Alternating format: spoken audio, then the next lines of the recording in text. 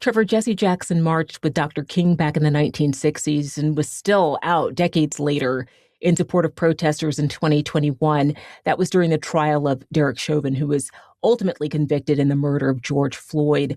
Jackson was fearless in publicly affirming his beliefs and in his efforts for civil rights and justice. How much of that is part of Jackson's legacy as a public servant? Do you think that's what he'll be most remembered for? Jesse Jackson was present in the lives of people for decades.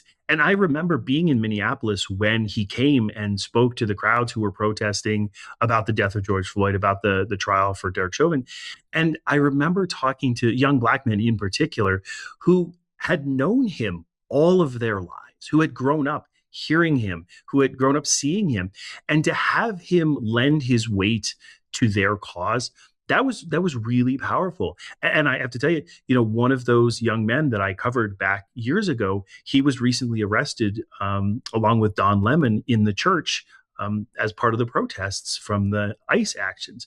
And so I think that his legacy really will last many, many years as it just he sort of embodied this kind of protest and civil consciousness and civil conscience that really spoke to millions of Americans.